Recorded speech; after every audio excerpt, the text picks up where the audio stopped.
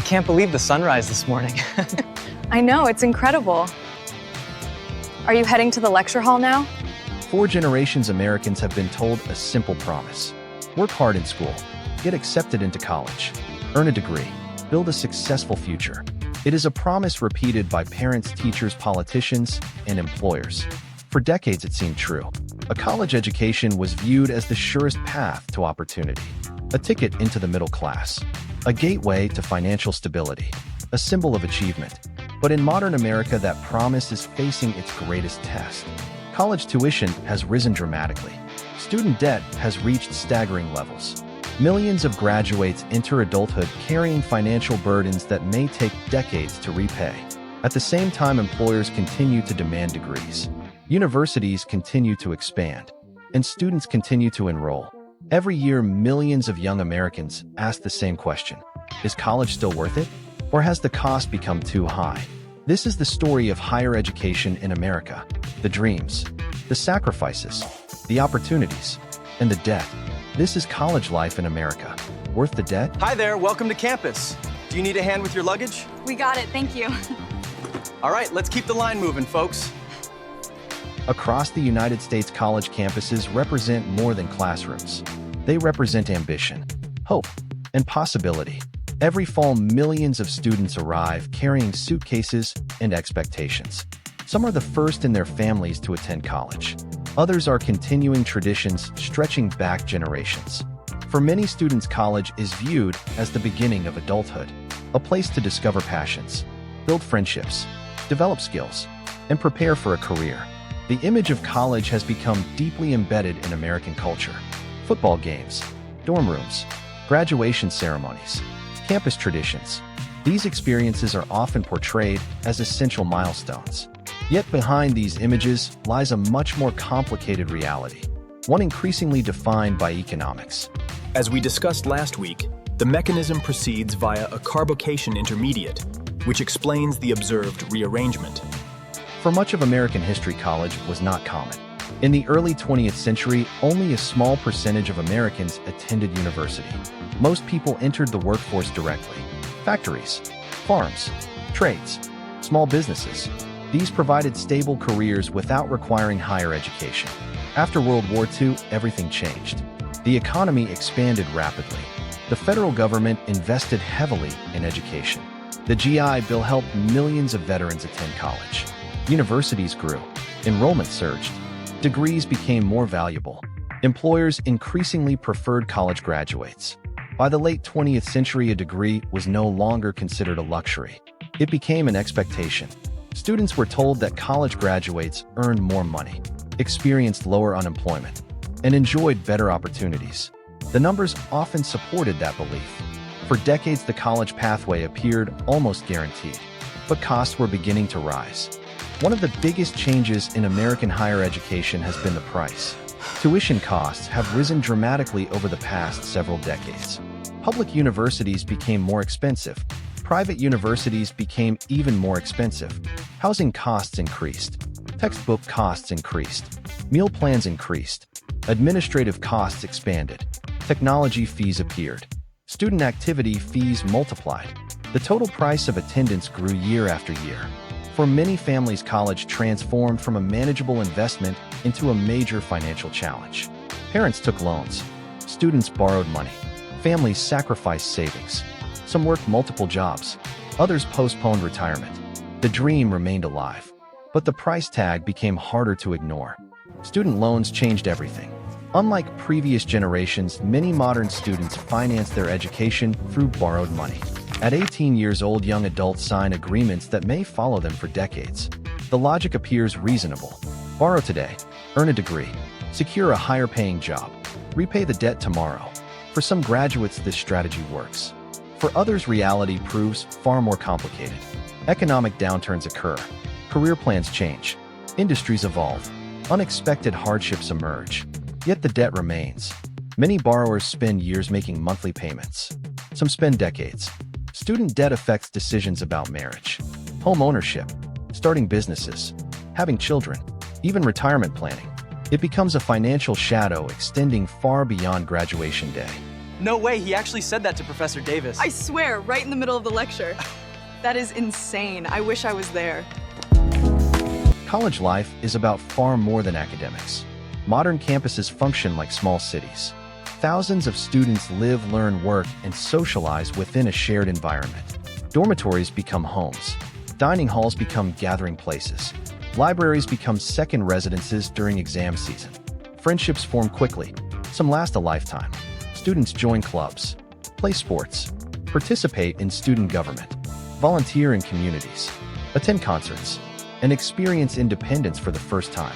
For many, these years become some of the most memorable of their lives. Yet beneath the excitement, many students face immense pressure.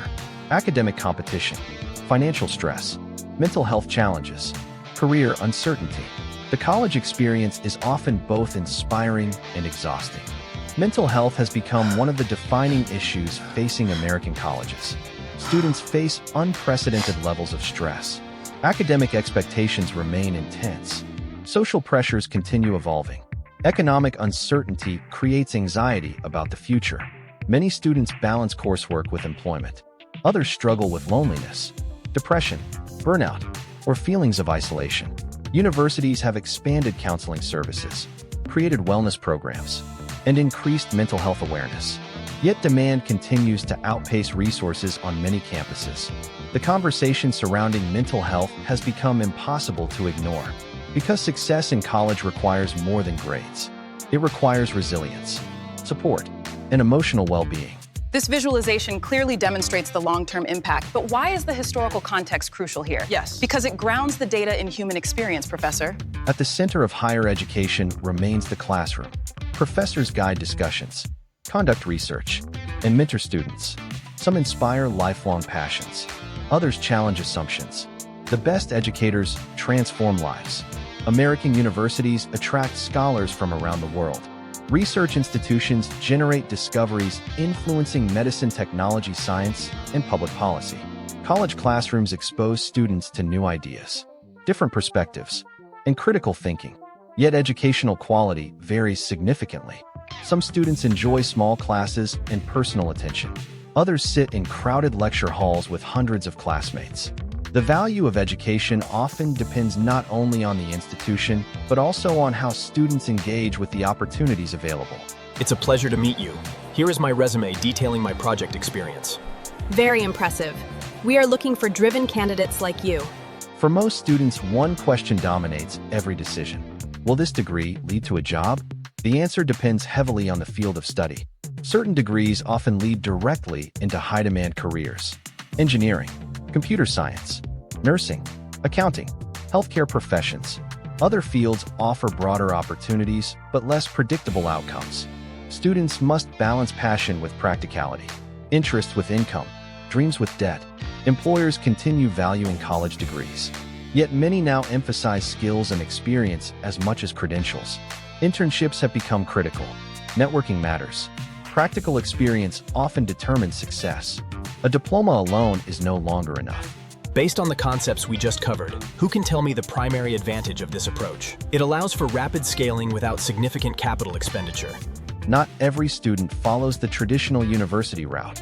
Community colleges serve millions of Americans, offering lower costs, flexible schedules, career-focused training, and transfer opportunities. Trade schools provide another path. Electricians, plumbers, welders, technicians. These professions often require specialized training rather than four-year degrees. Many skilled trades offer strong salaries and stable demand. In recent years, Americans have increasingly questioned whether college should be considered the default option. Alternative pathways continue gaining respect. Success comes in many forms, and higher education is only one of them. This isn't just a game, it's a billion-dollar industry driven by the most passionate fans in sports. Universities are educational institutions, but they are also major businesses. Many campuses operate billion-dollar budgets. They manage housing, dining services, athletic programs, research facilities, healthcare services, and large administrative structures. College sports generate enormous revenue, especially football and basketball. Some universities earn millions from television contracts, sponsorships, and ticket sales. Critics argue institutions have become overly focused on expansion.